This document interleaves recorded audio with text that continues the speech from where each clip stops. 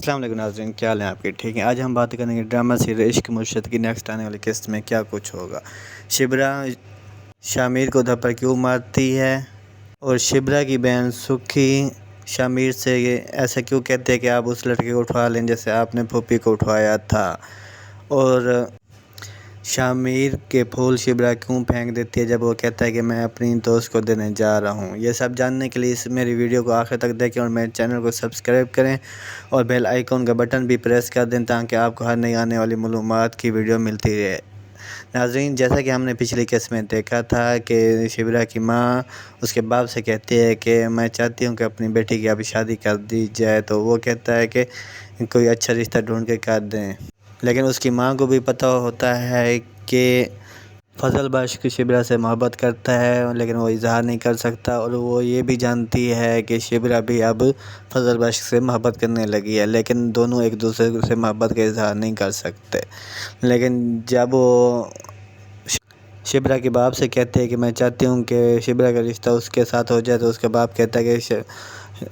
فضل بخش ایک ان پڑھ لڑکا ہے، اسے اتنی تعلیم کا وہ نہیں ہے، لیکن ہماری بیٹی اب CSS کرے گی اور افسر بن جائے گی، اس لیے میں نہیں چاہتا کہ شبرا کی شادی اس سے ہو جائے۔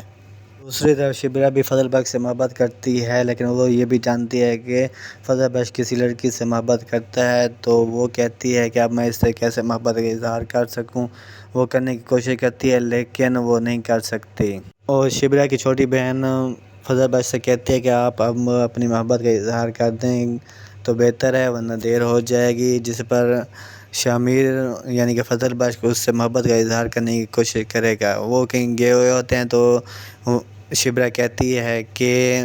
یہ جو امیروں کے لوگ بچے ہیں یہ ہمارے ہی ٹیکسوں سے، غریبوں کے ٹیکسوں سے ہی پڑھ کے بیٹھ جاتے ہیں، اس لیے میں یہ انجینئرنگ لے کے آنا چاہتی ہوں، تو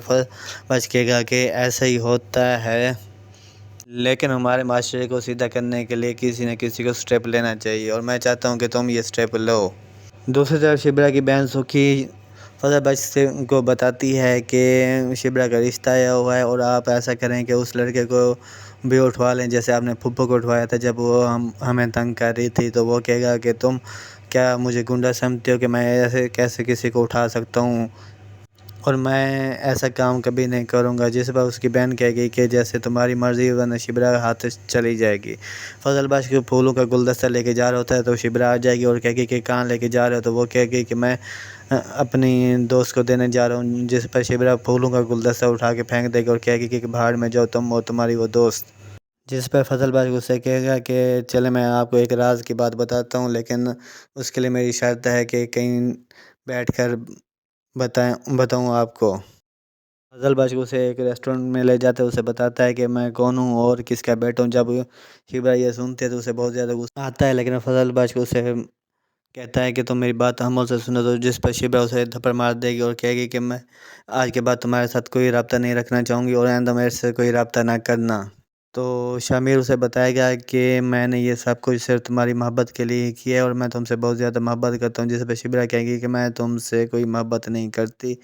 اور نہ ہی تم سے آئندہ ملنا چاہتی ہوں، اور آئندہ نہ تم ہمارے گھر آؤ، جس پر فضل بخش کو بہت زیادہ غصہ آئے گا۔ وہ کہے گا کہ یہ میری محبت کی اوقات ہے۔ تو ناظرین، کمنٹس باکس میں بتانا کہ کیا شبرا اور فضل بخش یعنی کہ شامیر کی صلح ہو پائے گی یا نہیں، اور آخر میں میری ویڈیو کو لائک شیئر بھی لازمی کرنا۔ اللہ حافظ۔